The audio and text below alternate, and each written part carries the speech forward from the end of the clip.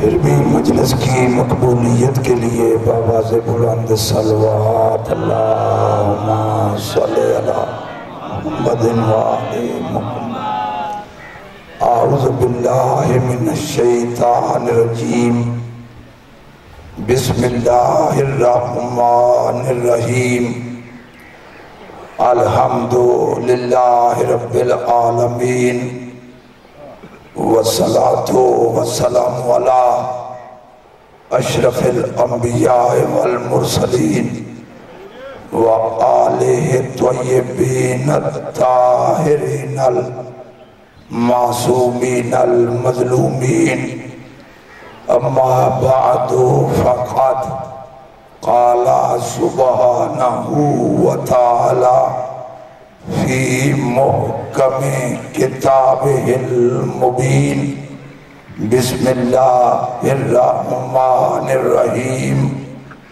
انہ لقرآن کریم فی کتاب مکنون لا یمسہ الا المطہرون۔ بلند تر صلوات پڑھے محمد و آل محمد۔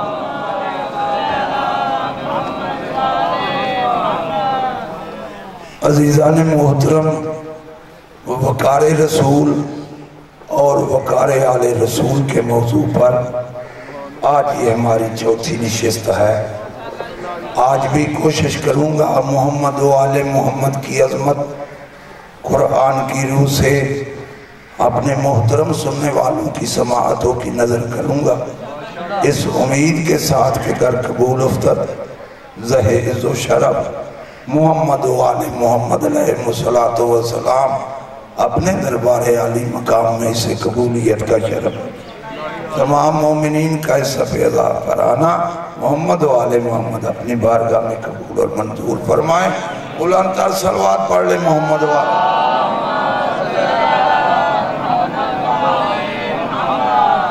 ارشاد رب العزت یہ ہو رہا ہے، انہو لقرآن کریم، بے شک عزت والا قرآن، فی کتاب مکنون، ایک پوشیدہ کتاب میں ہے، لا یمسہ الا المطہرون، اسے نہیں چھو سکتے مگر وہ جو پاک بنائے گئے ہیں۔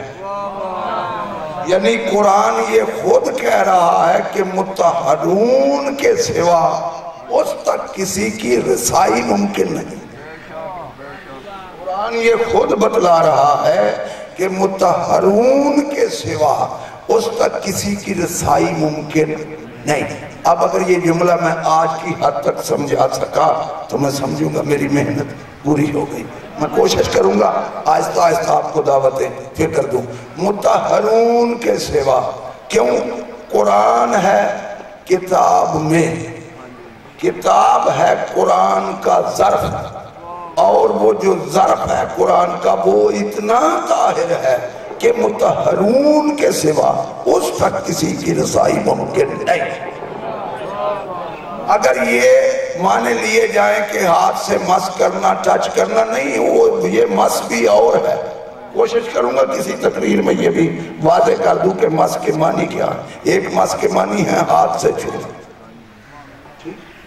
تو یہ مسک معنی ہاتھ سے چھونا اگر لیے جائیں تو اللہ آج بھی یہ کہہ رہا ہے مطہرون کے سوا اسے کوئی چھو نہیں سکتا، مطہرون کے سوا اسے کوئی چھو نہیں سکتا۔ تو اس کتاب کو تو ہندو بھی چھوتے ہیں، ہندو بھی چھوتے ہیں، غیر مسلم چھوتے ہیں، عیسائی چھوتے ہیں۔ وہ انڈیا کا بڑا قائد تھا جس کا نام مہاتما گاندھی تھا، وہ بھی قرآن پڑھتا تھا، وہ بھی قرآن کی تلاوت، وہ بھی قرآن میں ریسرچ کرتا تھا۔ غیر مسلم بھی قرآن پڑھتے ہیں، ریسرچ کرتے ہیں، تو پھر تو غیر مسلم بھی اس کو چھوتے ہیں، تو پھر اللہ کا چیلنج کہاں گیا؟ اور ہے بیدار، پھر اللہ کا دعویٰ کہاں گیا کہ اسے سوائے مطہرون کے اور کوئی چھو نہیں سکتا۔ اب میں بتلاؤں اللہ کا دعویٰ اپنی جگہ قائم ہے، آج بھی قائم ہے۔ اللہ کا دعویٰ آج بھی اپنی جگہ قائم ہے کہ مطہرون کے سوا اس تک کسی کی رسائی نہیں۔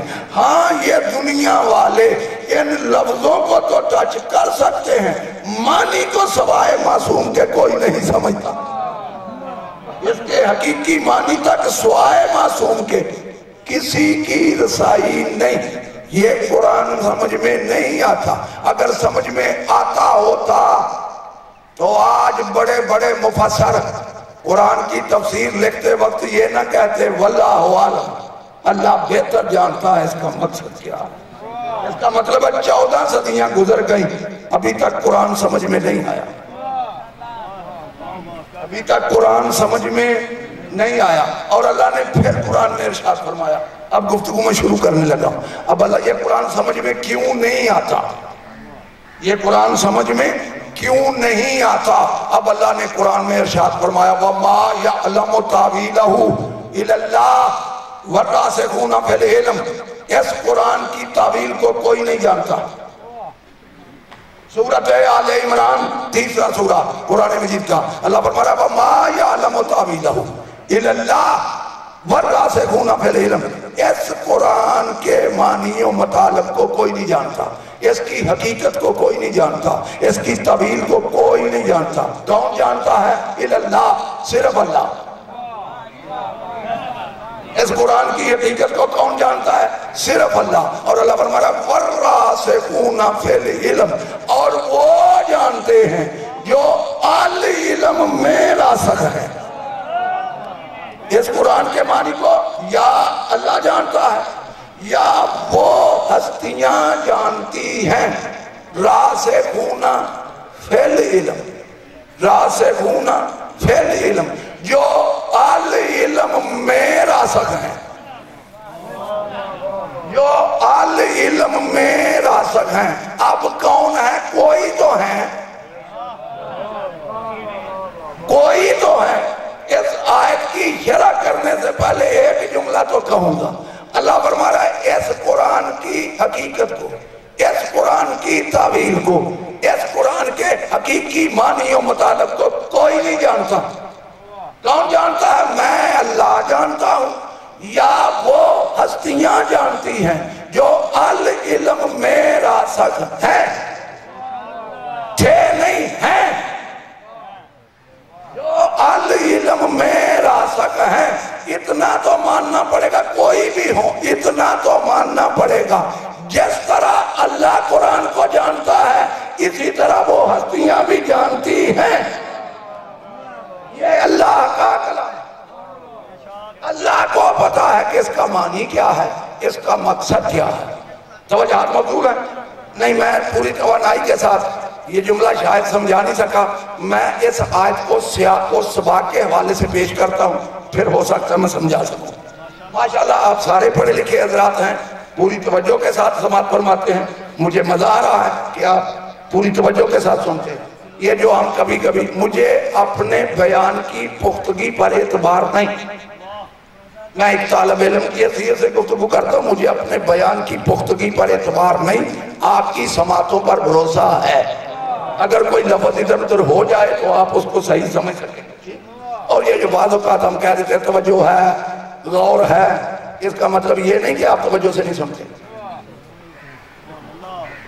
اس کا مطلب ہرگز یہ نہ لینا کہ آپ توجہ سے نہیں سنتے. او بھائی، یہ ہم اپنا سانس نکالنے کے لیے کہہ دیتے کہ غور ہے، توجہ ہے. جو مولا حسین کے فرش عزا پر آیا وہ سننے کے لیے آیا. یہ واحد فرش عزا ہے جس پر ہر کلاس کا طالب علم موجود ہے. دنیا میں جتنے تعلیمی ادارے ہیں اس میں جا کر دیکھ لو، ایک کلاس کا انسان دوسری میں نہیں بیٹھ سکتا. پرائمری والا مڈل کے شعبے میں نہیں بیٹھ سکتا، مڈل والا میٹرک کی کلاس میں نہیں بیٹھ سکتا، میٹرک والا ایف اے کی کلاس میں نہیں بیٹھ سکتا، ایف اے والا بی اے کی کلاس میں نہیں بیٹھ سکتا، بی اے والا ایم اے کی کلاس میں نہیں. ہر ایک کی کلاس علیحدہ علیحدہ ہے. جو بھی تعلیمی ادارہ ہو اس میں کلاسیں علیحدہ علیحدہ ہیں. واحد مولا حسین کا فرش عزا ہے. یہ ایسی درسگاہ ہے جہاں ہر کلاس کا طالب علم بیٹھتا ہے. بچے بھی بیٹھے ہوئے ہیں، جوان بھی بیٹھے ہوئے ہیں، بزرگ بھی بیٹھے ہوئے ہیں، ان پڑھ بھی بیٹھے ہیں، لیکن جاہل نہیں ہوتے مولا کے ماننے والے. ان پڑھ ہو سکتے ہیں، جاہل نہیں ہو سکتے. یہاں ہر قسم کا طالب علم تشریف فرما ہے. بچے بھی سمجھ رہے ہیں، جوان بھی سمجھ رہے ہیں، بزرگ بھی سمجھ رہے ہیں، اپنی اپنی استطاعت کے مطابق یہاں سے کوئی لے کے اٹھتا ہے۔ یہ واحد درسگاہ ہے، میرے مولا حسین کا فرش اعظام۔ توجہ ہے؟ تو میں نے کیا عرض کیا کہ میں اب اس کو سیاق و سباق سے آپ کی خدمت میں پڑھنے لگا ہوں۔ ارشاد رب العزت ہو رہا ہے سورہ مبارکہ آل عمران میں، اللہ فرما رہا ہے ہو والذی انزل علیک الکتاب منہ آیات محکمات ہن ام الکتاب۔ اللہ فرما رہا ہے میرے محبوب، جو کتاب ہم نے آپ پر نازل کی ہے، جو کتاب ہم نے آپ پر اتاری ہے، اس کتاب کی کچھ آیتیں محکم ہیں، منہ آیات محکمات، اس کی کچھ آیتیں محکم ہیں، واضح ہیں، جن میں کوئی شبہ نہیں ہے، اس کی کچھ آیتیں محکم ہیں، ہن ام الکتاب، ہن ام الکتاب، اور جو وہ محکم آیتیں ہیں وہ اس کتاب کی اصل ہیں، وہ اس کتاب کی بنیاد ہیں۔ آگے اللہ فرما رہا ہے اخر متشابہات، اور اس قرآن کی کچھ آیتیں متشابہ ہیں، کچھ آیتیں محکم ہیں، کچھ آیتیں متشابہ ہیں۔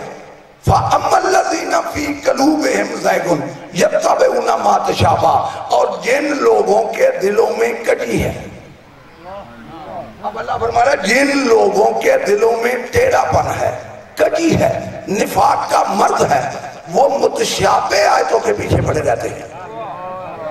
وہ متشابہ آیت پتہ کسے کہتے ہیں؟ اب اس کا مطلب کیا ترجمہ کروں؟ متشابہ آیت وہ ہے جس کے کئی معنی نکلے، کئی معنی مطالب نکلے، لیکن پتہ نہ ہو کہ حقیقی کون سا ہے، لیکن پتہ نہ ہو کہ حقیقی کون سا ہے۔ حقیقی وہ ہے جس کا کلام ہے، جو اس کی نظر میں ہے وہ حقیقی۔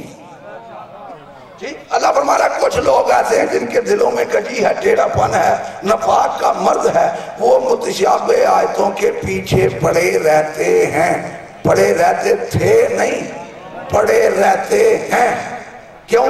ابتغاء الفتنہ تھے، وہ چاہتے ہیں کہ معاشرے میں فتنہ برپا ہو، معاشرے میں فساد برپا ہو، اور اس متشابہ آیت کی تعویل اپنی مرضی سے کرتے ہیں۔ وہ اس متشابہ آیت کی تعویل اپنی مرضی سے کرتے ہیں، اور اس لیے کرتے ہیں تاکہ معاشرے میں فساد برپا ہو۔ اس کا مطلب یہ ہوا سارے ملہ اچھے نہیں۔ واہ بھائی واہ، یہ میرا بڑا جملہ تھا، سارے اچھے نہیں۔ کچھ قرآن کی تعویل اس طرح کرتے ہیں کہ مشابہ آیتوں کے پیچھے پڑے رہتے ہیں، اور وہ اس لیے وہ تعویل اپنی مرضی سے کرتے ہیں تاکہ معاشرے میں فساد ہو۔ وہ متشابہ آیتوں کے پیچھے پڑے رہتے ہیں۔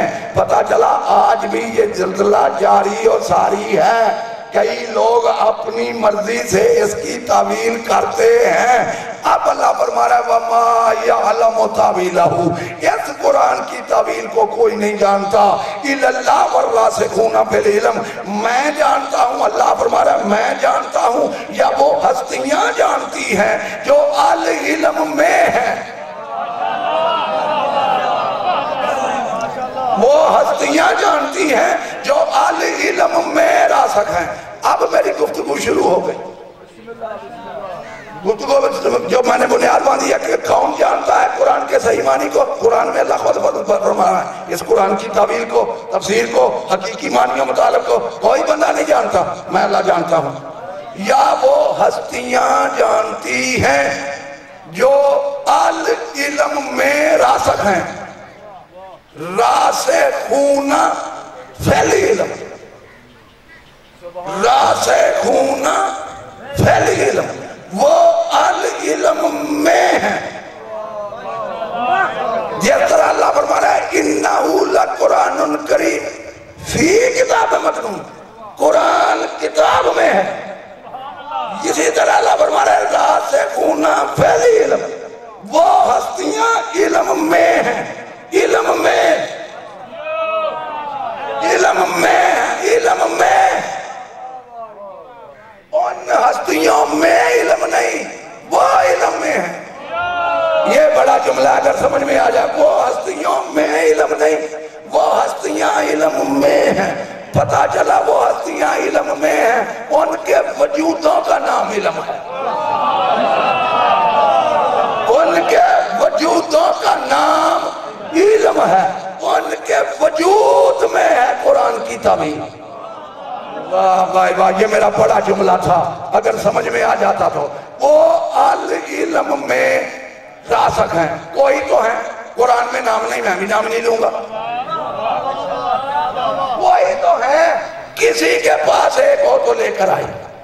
گفتگو میری ریکارڈ ہو رہی ہے، موبائل سے نہیں آیا، کسی کے پاس ہو جو راسخون فی العلم ہو، علم میں ہو، اس میں یہ جتنے بھی ہیں یہ باہر سے علم حاصل کرتے ہیں۔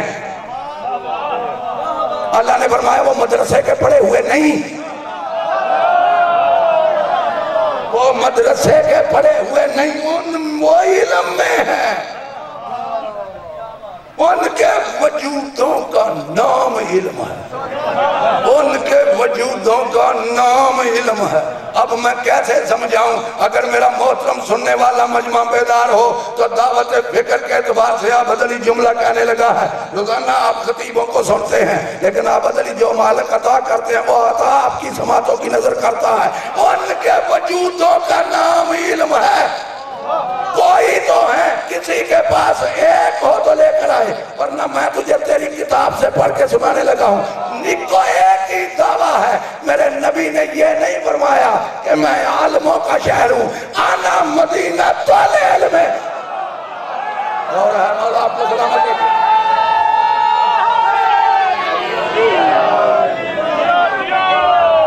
رسول نے یہ نہیں فرمایا کہ میں عالموں کا شہر ہوں، نبی نے فرمایا آل علم میرے وجود کا نام ہے، میں آل علم کا شہر ہوں، علم کا نہیں، آل علم کا۔ علم اور آل علم میں فرق کیا ہے؟ میں کوشش کرتا ہوں کہ اتنی نیچے آ کر اس لیے گفتگو کرتا ہوں تاکہ نوجوان جو بچے ہیں وہ بھی سمجھے علم اور آل علم میں فرق کیا ہے۔ آل علم کے معنی ہے کل علم، تمام علم۔ اگر یہ ہوتا کہ یہ ترجمہ یہی کیا جاتا آنا مدینۃ العلم والی بابوہا، میں علم کا شہر ہوں، علی اس کا دروازہ ہے، میں علم کا شہر ہوں، علی اس کا دروازہ ہے، یہ ترجمہ تب ٹھیک ہوتا اگر نبی فرماتے آنا مدینۃ علم، نبی فرماتے آنا مدینۃ العلم، میں آل علم کا شہر ہوں۔ آل علم کا معنی ہے کل علم، وہ کوئی علم ہے ہی نہیں جو میرے پاس نہیں۔ یہ ہے جملہ، یہ ہے جملہ، وہ کوئی علم ہے ہی نہیں جو اللہ نے مجھے نہیں عطا کیا، میں تمام علوم کا شہر ہوں، اور ان تمام علوم کا دروازہ علی ہے۔ اب پتہ چلا ان کے وجودوں کا نام علم۔ یہ جو اکثر حدیث پڑھی جاتی ہے علم حاصل کرو چاہے تمہیں چین جانا پڑے، میں اس کی شرح میں نہیں جاؤں گا، اگر میں شرح میں جاؤں گا وقت زیادہ لگ جائے گا، مجھے جو پیغام دینا ہے وہ پہنچ جائے۔ دیکھو ہر بندہ جو بھی اس دنیا میں ہے وہ طالب علم ہے، کسی بڑے سے بڑے کو بھی یہ جرت نہیں کہ وہ علم کا دعویٰ کرے، وہ طالب علم کہلائے گا۔ کیوں؟ رسول نے فرمایا گہوارے سے لے کر لحد تک علم حاصل کرو۔ پتہ چلا ساری زندگی علم حاصل کرتا رہا تو ساری زندگی طالب علم ہے، بوڑھا ہو جائے پھر بھی طالب علم، بچہ ہے پھر بھی طالب علم۔ طالب علم کے معنی کیا ہے؟ علم کا چاہنے والا، علم کا طلب کرنے والا، علم کے چاہنے والے کو طالب علم کہتے ہیں۔ پہلے یہ تو سوچ کے علم کیا ہے، اور ہے پہلے یہ تو سوچ کے علم کیا ہے۔ معاف کرنا انگریزی علم نہیں، عربی علم نہیں، عربی ایک زبان ہے، انگریزی علم نہیں، انگریزی ایک زبان ہے، اردو علم نہیں، یہ ایک زبان ہے، پنجابی علم نہیں، یہ ایک زبان ہے۔ انگریز کا بچہ پیدا ہوتے ہی انگریزی بولتا ہے، جس کا مطلب بڑا عالم ہے۔ وہ جن جن کی زبان عربی ہے ان کے بچے چھوٹے ہوتے وہ عربی بولتے ہیں، آپ کو نہیں آتی، اس کا مطلب بڑے عالم ہیں؟ نہیں، یہ علم نہیں، یہ زبانیں ہیں، یہ زبانیں ہیں۔ تو علم کیا چیز کا نام ہے؟ رسول نے فرمایا انا مدینۃ العلم، علم ہمارے وجودوں کا نام ہے، علم ہمارے وجودوں کا نام ہے۔ اور میں نے معصوم کا فرمان پڑھا ہے تفسیر میں، معصوم کا فرمان ہے، امام نے فرمایا علم ہم ہے، علم ہم ہے، ہمارے ماننے والے کو طالب علم کہتے ہیں، اور ہے ہمارے چاہنے والوں کو طالب علم کہتے ہیں۔ علم نام ہے میرے مولا علی کا، علم نام ہے رسول کا۔ محمد و آل محمد کے چاہنے والوں کو طالب علم کہتے ہیں۔ اگر محمد و آل محمد کا چاہنے والا نہیں، پی ایچ ڈی بھی کر لے، بے علمہ مرے گا، علم کے دروازے پہ تو گئے ہی نہیں، علم کے دروازے پر تو گئے ہی نہیں۔ علم یہ ہے، ان کے ماننے والوں کو طالب علم کہتے ہیں۔ اب اگر یہاں تک بات آ گئی ہے تو ایک جملہ اور سن لو، علم نام ان کا، ان کے وجودوں کا نام علم۔ اب وہ بڑے درویش نے ایک جملہ لکھا، اس نے لکھا علم و باج یہ کریں فقیری، کافر مریں دیوانہ ہوں۔ مولا آپ کو سلامت رکھے، مولا علی کو چھوڑ کے فقیری بھی نہیں ہوگی، کافر ہو کے مرے گا۔ محمد و آل محمد کو چھوڑ دیا، علم تمہارے نصیب میں نہیں ہوگا۔ علم یہ راسخ خیرات کیا ملے، اب تجھے خیرات کیا ملے، مولا علی سے مانگ یا مختار کل ہے، اور مانگتاؤں سے مانگتا ہے تجھے خیرات کیا ملے۔ مولا آپ کو سب حیدری جو ہے ان کے وجودوں کا نام علم ہے، وہ العلم میں راسخ ہے۔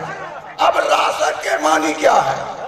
لغت کے اعتبار سے راسخ کے معنی کیا ہے؟ راسخ اس درخت کو کہتے ہیں جس کی جڑ مضبوط ہو، راسخ اس درخت کو کہتے ہیں جس کی جڑ زمین میں مضبوط ہو، یعنی کتنا ہی آندھی طوفان کیوں نہ آ جائے وہ جڑ سے نہ اکھڑے۔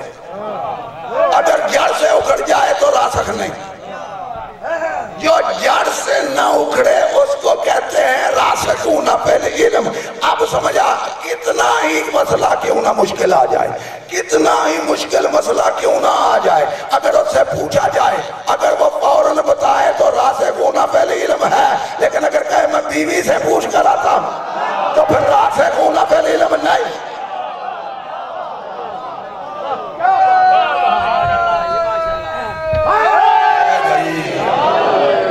اتنا ہی مشکل مسئلہ کیوں نہ آ جائے تو فوراً جواب دے، اسے کہتے ہیں راسخ، راسخ ہونا فعل علم۔ یہ علم میں راسخ، علم میں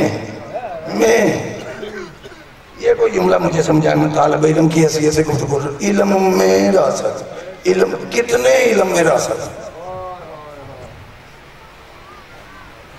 بات کو تھوڑا سا میں سطح مومی سے بلند کرنے لگا ہوں، لیکن کوشش کروں گا سمجھ کتنے علم میں راسخ ہے۔ العلم تمام علم میں راسخ ہے۔ علم میں فرض کرو میرے پاس ایک گلاس ہے، ٹھیک، میرے پاس ایک گلاس ہے، گلاس میں ہے پانی، گلاس میں ہے پانی۔ آپ سے میں پوچھوں کتنا پانی ہے گلاس میں تو آپ فوراً جواب دیں گے جتنا گلاس کا ظرف ہے اتنا پانی ہے، جتنا گلاس کا ظرف ہے اتنا پانی ہے۔ کتنا پانی گلاس میں؟ جتنا گلاس کا ظرف ہے، ٹھیک۔ اب میں وہی پانی دریا میں ڈال دوں، اب میں پوچھوں یہ پانی کتنے پانی میں؟ جتنی پانی کی وسعت ہے تو پانی کی وسعت کا تو اندازہ لگا ہی نہیں جاتا۔ وہ کتنے بڑے عالم ہیں تو ان کے علم کا اندازہ نہیں لگا سکتا۔ اب جملہ سنے، اللہ فرما رہا ہے اس قرآن کی تعویل کو، حقیقت کو، معنی و مطالب کو کوئی نہیں جانتا، میں جانتا ہوں، یا وہ ہستیاں جانتی ہیں جو العلم میں ہیں؟ کوئی تو ہے، کوئی تو ہے، تھے نہیں ہیں۔ اللہ ہے، وہ ہستیاں بھی ہیں۔ جس طرح اللہ نے نازل کیا اسی طرح وہ ہستیاں سمجھتی ہیں۔ اس ہیں نے بتایا کہ آج بھی کوئی نہ کوئی راسخ ہونا پہلے علم موجود ہے۔ اب میں سمجھانے لگا ہوں کہ یہ قرآن کیوں نہیں سمجھ آتا، کیوں نہیں سمجھ آتا۔ اللہ فرما رہا ہے میں جانتا ہوں اس کا معنی، یا وہ ہستیاں جانتی ہیں جو العلم میں راسخ ہے۔ تھک تو نہیں گئے؟ ابھی میں گفتگو چھیڑنے لگا ہوں، اس جملے کو سمجھانے کے لیے۔ کیوں نہیں سمجھ آتا؟ معاف کرنا، عربی پڑھنے سے قرآن سمجھ نہیں آتا۔ اگر عربی سمجھنے سے قرآن سمجھ آتا تو ان کی تو مادری زبان عربی تھی، وہ نبی کا کلام بھی کان لگا کے سنتے تھے۔ سورت محمد میں ارشاد وَمِنْهُمْ مَنْ يَسْتَمِعُ إِلَيْكَ حَتَّى إِذَا خَرَجُوا مِنْ عِنْدِكَ قَالُوا لِلَّذِينَ أُوتُوا الْعِلْمَ مَاذَا قَالَ آنِفًا۔ اے میرے محبوب، آپ کے درباری آپ کی بات کو کان لگا کے سنتے ہیں، پوری توجہ سے سنتے ہیں۔ حَتَّى إِذَا خَرَجُوا مِنْ عِنْدِكَ، جب تیرے دربار سے اٹھ کے باہر جاتے، تیرے دربار سے، کسی مولوی کے نہیں، رسول خدا کے دربار سے اٹھ کر جب باہر جاتے ہیں، قالو کہتے ہیں للذین، ان لوگوں سے، اوت العلم، جن کو اللہ نے علم دیا ہے، اوت العلم، جن کو اللہ نے ماضی میں علم دیا تھا، ان سے پوچھتے ہیں ابھی رسول کیا کہہ رہے تھے؟ ان سے پوچھتے ہیں ابھی رسول کیا کہہ رہے تھے؟ میں حیران ہوتا ہوں، قرآن بھی پڑھتے پھر کہتے ہیں سارے ایک جیسے۔ وہ پوچھنے والا اور بتانے والا ایک جیسا نہیں ہوتا۔ کچھ نبی کے دور میں پوچھنے والے ہیں، کچھ بتانے والے ہیں۔ جو بتانے والے ہیں وہ اور ہیں، جو پوچھنے والے ہیں وہ اور ہیں۔ کہ ابھی رسول کیا کہہ رہے تھے؟ پتہ چلا رسول کی بات ان کی سمجھ میں نہیں آتی تھی۔ ٹھیک، عربی سمجھنے سے قرآن سمجھ میں نہیں آتا۔ کیوں نہیں آتا؟ اب میں دعوت فکر دینے لگا ہوں جہاں جہاں میری آواز جا رہی ہے۔ دیکھو یہ جو قرآن مجید کتاب ہے نا، میں نے کہا کہ اس کے لفظوں کو تو آپ چھو سکتے ہیں، معنی کو سوائے معصوم کے کوئی نہیں سمجھتا۔ معنی کو سوائے معصوم کے کوئی نہیں سمجھتا۔ دیکھو ہماری زبان جو ہے نا، یہ ہے اردو زبان، ہماری زبان اردو زبان، اس کے ہیں 6 سیغے۔ کتنے سیغے؟ 6 سیغے۔ عربی زبان کے ہیں 14 سیغے۔ عربی زبان کے کتنے سیغے؟ 14 سیغے۔ یعنی 14 اور 6 کا فرق میں آپ کو بتا دوں، یعنی ہماری زبان میں ایک لفظ 6 معنی دیتا ہے۔ ہماری زبان میں ایک لفظ 6 معنی دیتا ہے، عربی زبان میں ایک لفظ 14 معنی دیتا ہے۔ اتنی وسیع ہے عربی زبان، ایک لفظ 14 معنی دیتا ہے۔ ہماری زبان کے 6 سیغے، ہماری زبان کا ایک لفظ 6 معنی دیتا ہے۔ یہ قرآن کاغذ پر لکھے ہوئے الفاظ ہیں، سمجھ کیوں نہیں آتے؟ سمجھ کیوں نہیں آتے؟ اب میں اس کو سمجھانے لگا ہوں اور ایک مثال دینے لگا ہوں۔ دیکھو گفتگو میری ریکارڈ ہو رہی ہے، گفتگو میری ریکارڈ ہو رہی ہے۔ میں سادہ جملہ اردو زبان کا، پڑھے لکھے حضرات میرے سامنے تشریف فرما ہے، ہو سکتا ہے ایم اے ادب بھی کوئی بیٹھا ہو، ایم اے ادب جس نے اردو میں ایم اے کیا ہو وہ بھی یہاں کوئی تشریف فرما ہو۔ میں سادہ جملہ اردو زبان کا کاغذ پہ لکھ کے دیتا ہوں، اس کو کہتا ہوں معنی کر دے، نہیں کر سکتا، کسی قیمت پر نہیں کر سکتا۔ سادہ جملہ لے کے دوں گا کاغذ پہ، اگر کسی کو شوق ہو تو آ جائے۔ سادہ جملہ اردو کا میں کاغذ پہ لے کے دیتا ہوں کہ اس کا معنی کر دے، معنی وہ نہ کرے جو اس کے ذہن میں آئے، معنی وہ کرے لکھا میں نے جو میرے ذہن میں ہے، معنی وہ نہ کرو جو تمہارے ذہن میں قرآن کے آتے ہیں، معنی وہ کرو جو وہ چاہتا ہے۔ سمجھ میں آیا؟ سادہ جملہ، سادہ جملہ میں کاغذ پہ لکھ کے دیتا ہوں، مانا نہیں کر سکتے، پی ایچ ڈی کیوں نہ پڑھا ہو، نہیں کر سکتا۔ کسی کو شوق ہو تو میں کہتا ہوں میں جملہ لے کے دیتا ہوں، مانا کر دے، مانا وہ کرے جو میرے دماغ میں ہے، کیونکہ لکھا میں نے ہے، اپنی مرضی سے مانا نہ کرے۔ اب میں اس کو سمجھانے کے لیے وہ جملہ بتا دیتا ہوں، وہ جملہ بتلا دیتا ہوں۔ میں نے سادہ جملہ کاغذ پر لکھا، کیا آپ کراچی جائیں گے؟ سادہ جملہ، اس میں کوئی وقت ہے، کوئی مشکل تو پریشانی تو نہیں۔ آپ کراچی جائیں گے، اس کا معنی کر نہیں کر سکتا، کسی صورت میں نہیں کر سکتا۔ کیوں؟ وہ ایک معنی کرے گا، میں کہوں گا نہیں یہ نہیں، یہ نہیں یہ ہے، یہ نہیں یہ ہے، وہ دوسرا کہے گا، میں کہوں گا یہ ہے۔ کیوں؟ اب میں اس جملے کو بولنے لگا، تقریر اور ہوتی ہے، تحریر اور ہوتی ہے۔ تحریر میں چھپے ہوئے احساسات کو ڈھونڈنا یہ خطیب کا کمال ہوتا ہے۔ اب وہ سادہ جملہ اس کو میں بولنے لگا ہوں، یہ میرے سامنے بزرگ بیٹھے ہوئے، میں ان سے کہوں آپ کراچی جائیں گے، یہ جب میں نے انگلی کا اشارہ کیا آپ سب کی نفی ہو گئی، آپ سب کی نفی ہو گئی، یہ جائے گا، اس میں ہے اس میں اشارہ، پہلا معنی۔ پھر میں دوسرا جملہ پھر اسی کو میں بولنے لگا، آپ کراچی جائیں گے، یہ سوالیہ ہو گیا، میں پوچھ رہا ہوں اس سے۔ پھر میں کہوں آپ کراچی جائیں گے، یہ حکمیہ ہو گیا، جملہ وہی ہے، پہلے اشارہ آیا، پھر سوالیہ، پھر حکمیہ۔ پھر میں کہوں آپ کراچی جائیں گے، پھر میں نے تعین ذات کر دیا، تعین ذات کر دیا۔ پھر میں کہوں آپ کراچی جائیں گے، جب میں نے کراچی پر زور دیا تو اس کا مطلب ہے اور شہروں کی نفی ہو گئی، آپ اور کسی جگہ نہیں جائیں گے، صرف کراچی جائیں گے۔ دیکھا معنی بدل رہے ہیں، جملہ وہی ہے، معنی بدل رہے ہیں، کئی اشارہ ہے، کئی استفہامیہ ہے، سوالیہ ہے، حکمیہ ہے، تعین ذات ہے، تعین مقام ہے۔ کتنے معنی ہو گئے؟ 6۔ سوالیہ، استفہامیہ، تعین ذات، تعین مقام، حکمیہ، یہ سارے جملے آ گئے اسی سادے جملے میں۔ اب میں پھر جملہ بولنے لگا، توجہ ہے، توجہ ہے، مولا آپ کو سلامت رکھے۔ اب میں جملے کو پھر بولنے لگا ہوں، میں نے کہا آپ کراچی جائیں گے، یہ ہو گیا حکمیہ۔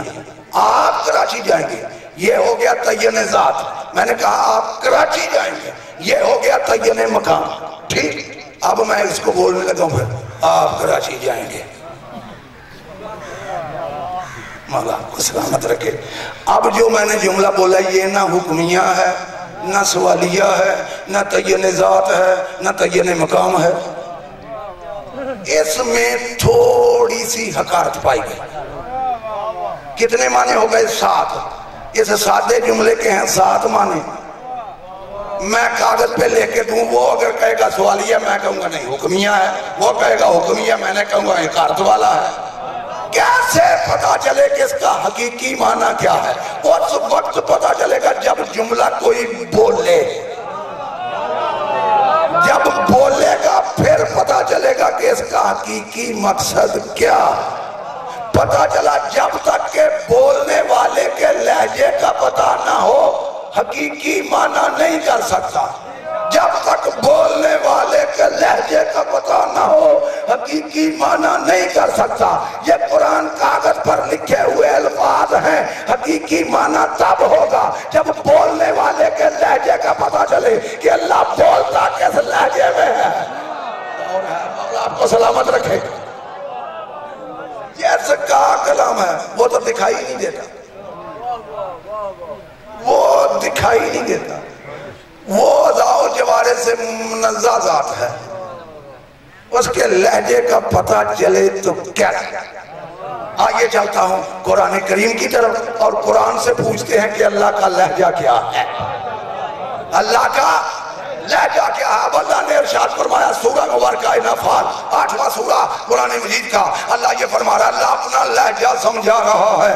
اللہ یہ فرما رہا ہے یا ایھا الذین آمنوا استجیبوا للہ الرسول اذا دعاکم لما یحییکم، اے ایمان لانے والو جب اللہ اور اس کا رسول تمہیں بلائے فوراً آؤ، اللہ اور اس کا رسول تمہیں بلائے فوراً آؤ۔ کیوں؟ لما یحییکم، وہ تم کو زندگی دیتا ہے، وہ تمہیں اس چیز کی طرف بلاتا ہے جس میں تمہاری زندگی ہے۔ پتا چلا نبی بلائے، آ جائیں تو زندہ،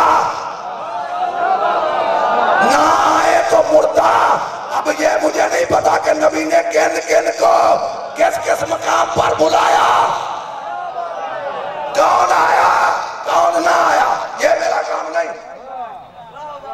اللہ فرمایا جب اللہ اور اس کا رسول تمہیں بلائے، بلائے، ذمہ داری سے ترجمہ کر رہا ہوں، بلانے والے کتنے؟ دو، اللہ اور اس کا رسول۔ ترجمہ یہ ہونا چاہیے تھا جب اللہ اور اس کا رسول تمہیں بلائیں، بلائیں نہیں بلائے، جب بلانے والے دو، ترجمہ واحد میں کیوں؟ مقام رسول کا سمجھ، وقار رسول کو سمجھ، جب بلانے والے دو، ترجمہ واحد میں کیوں؟ اللہ فرمانا میں اس سے پاک ہوں کہ کسی کو بلاؤں، میں اس سے پاک ہوں کہ کسی کو بلاؤں۔ جب میرا محبوب بلائے تو یہ نہیں بلا رہا، میں بلا رہا ہوں، کیوں؟ اس کے منہ میں میری زبان ہے، اس کے منہ میں، اس کے منہ میں میری زبان ہے، اس کے عمل میں میرا کردار ہے۔ یہ نہیں بولتا، میں بولتا ہوں، جب بھی بولے گا، جس مقام پر بولے گا، نہ وقت کی قید نہ کیفیت کی قید، نہیں نہیں، نہ وقت کی قید نہ کیفیت کی قید، کس وقت بلائے تو آنا، کس وقت بلائے تو نہ آنا، جب بھی بلائے۔ یہ نہیں کہ مسجد میں بلائے تو آنا، میدان میں بلائے تو نہ آنا، نہیں، کیفیت کی قید نہیں، جس وقت جہاں جی چاہے جب بلائے فوراً آؤ۔ کیوں؟ یہ نہیں بلا رہا، میں نہیں بلا رہا۔ میں نے پہلے عرض کیا تھا قرآن عربی پڑھنے سے سمجھ نہیں آتا جب تک وارث نہ سمجھائیں۔ نبی نے اپنا بلانا سمجھانے کے لیے، نبی نے اپنا بلانا سمجھانے کے لیے ایک صحابی کو آواز دی، صحابی معمولی نہیں، حافظ قرآن، نام اس کا حضرت ابی بن کعب رضی اللہ تعالی عنہ، نماز پڑھ رہا تھا مسجد میں، مسجد میں کیا کر رہا؟ نماز پڑھ رہا تھا، نبی نے اس کو آواز دی، نبی نے اس کو آواز دی، اس نے نماز میں جلدی کی، سن لی ہے، اور ہے کاش رسول سمجھ میں آ جاتا۔ اس نے نماز میں جلدی کی، نبی نے دوسری آواز دی، اس نے اور جلدی کی، تیسری جب آواز دی جلدی جلدی نماز ختم کر کے لبیک یا رسول اللہ، لبیک یا رسول اللہ۔ نبی نے فرمایا میں نے تجھے اتنی آوازیں دی، آیا کیوں نہیں؟ میں نے تجھے اتنی آوازیں دی، آیا کیوں نہیں؟ اس نے کہا یا رسول اللہ میں نماز پڑھ رہا تھا۔ بڑا مولا آپ کو سلامت رکھے، اس نے کیا کہا یا رسول اللہ میں نماز پڑھ رہا تھا۔ اچھا جو بلا رہا ہے اسے نظر نہیں آ رہا کہ نماز پڑھ رہا ہے؟ یہ ہے رسول کو ماننے کا معیار، اسے نظر نہیں، وہ جو آگے بھی دیکھتا ہے، پیچھے بھی دیکھتا ہے، دائیں بھی دیکھتا ہے، بائیں بھی دیکھتا ہے، اوپر بھی دیکھتا ہے، نیچے بھی دیکھتا ہے۔ تیری نگاہ اس دیوار کے پار نہیں دیکھ سکتی، میرا رسول عالمین کا رسول ہے، اس کی نگاہ عالمین تک جاتی ہے۔ تیری نگاہ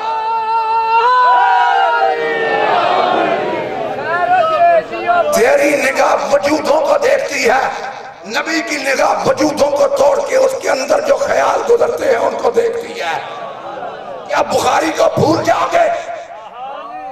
کیا بخاری کو بھول جاؤ گے؟ نبیوں کے سردار جب نماز پڑھاتے وہ جو پچھلی صف میں ہوتے تھے، جب نماز ختم کی نبی نے فرمایا دیکھو اپنی لائنوں کو سیدھا رکھا کیا کرو، سیدھا رکھا کرو، اپنی صفوں کو سیدھا رکھا کرو۔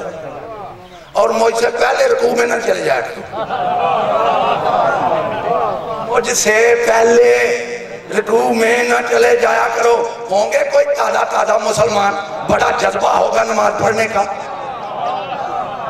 مولا آپ کو سلامت رکھے، مجھ سے پہلے رکوع میں نہ چلے جایا کرو، اپنی صفوں کو سیدھا رکھا کرو۔ وہ جو پچھلی صاحب پچھلی میں ہاتھ جاتا، یا رسول اللہ آپ تو آگے ہوتے ہیں، آپ کو کیسے پتہ چلے ہماری لائن سیدھی نہیں؟ اور ہے بیدار ہو کر سوال، آپ کو کیسے پتہ چلا کہ ہماری لائنیں سیدھی نہیں؟ آپ کو کیسے پتہ چلا کہ ہم جلدی رکوع میں چلے جاتے ہیں؟ رسول نے فرمایا میں تم جیسا نہیں، تمہاری صرف آنکھیں دیکھتی ہیں، میں تم جیسا نہیں، تمہاری صرف آنکھیں دیکھتی ہیں، میرا پورا وجود دیکھتا ہے، میرا پورا وجود دیکھتا ہے۔ اب بھی مان جا نبی نور ہے، اور ہے مولا آپ کو سلامت رکھے، اب بھی مان جا کہ نبی نور ہے۔ تو کیوں دیکھتا ہے؟ تیری آنکھ میں نور، رسول کا پورا وجود نور، آگے بھی دیکھتا ہے، دائیں بھی دیکھتا ہے، تو آنکھوں کا محتاج ہے، ان کے وجود دیکھتے۔ میں نے تجھے 3 نمازیں دی ہے کہ بیٹھ یا رسول اللہ میں تو نماز پڑھ رہا تھا۔ نبی نے فرمایا یہ بتا یہ نماز تجھے سکھائی کس نے ہے کہ یہ نماز ہے؟ خدا کی قسم یہ بڑا جملہ ہے، سمجھنے والا جملہ۔ یہ جو تو کر رہا ہے، کبھی کھڑا ہوتا ہے، کبھی رکوع میں، کبھی سجدے میں، یہ تجھے کس نے بتایا کہ یہ رکوع ہے، یہ سجدہ ہے، یہ قیام ہے، یہ قرات ہے؟ یہ تجھے کس نے بتایا؟ یا رسول اللہ آپ نے۔ اچھا جو بتایا ہے اس پہ بڑا پکا ہے، جس نے بتایا ہے ماننا رسول کو پہلے ہے۔ میں نماز پڑھ رہا تھا، رسول نے فرمایا جو بتایا ہے اس پہ تو بڑا پکا ایمان ہے۔ تو کیسا حافظ قرآن ہے؟ تو نے قرآن میں آیت نہیں پڑھی کہ اللہ فرمایا یا ایھا الذین آمنوا استجیبوا للہ وللرسول، جب اللہ اور اس کا رسول تمہیں بلائیں فوراً آؤ۔ تو نے قرآن کی آیت نہیں پڑھی؟ اس نے ہاتھ جوڑ کے کہا یا رسول اللہ بڑی مرتبہ سمجھ آ جائی ہے۔ واہ واہ، بڑی مرتبہ ہے سمجھ آ جائی ہے۔ پتہ چلا جب تک وارث نہ سمجھائے قرآن سمجھ میں نہیں آتا۔ کہاں پہ میں نے آپ کو چھوڑا تھا اسی جملے پہ طرف میں لے کے آؤں۔ دیکھو یہ جو قرآن مجید ہے یہ ہے اللہ کا کلام۔ اللہ کس طرح بولتا ہے؟ اپنے حبیب کے لہجے میں۔ شکر ہے خدا کا، شکر ہے خدا کا۔ مسلمان بھائیوں نے ایک نعت لکھی اور اس نعت کا ایک جملہ میرے ذہن میں ہے، اور وہ پنجابی کی نعت یہ تھی، رب جدوں وی بولدا حضور وچوں بولدا، رب جدوں وی بولدا حضور وچوں بولدا۔ کیسے؟ اس کے منہ میں اس کی زبان ہے، اس کے منہ میں اس کی زبان ہے۔ قرآن لا ریب کیوں ہے؟ کوئی دلیل نہیں تیرے پاس کہ یہ اللہ کا کلام ہے اس لیے لا ریب۔ اچھا تو نے اللہ سے سنا ہے؟ تیرے پاس جبریل آیا تھا؟ نہیں۔ کہاں سے سنا؟ رسول کی زبان سے سنا۔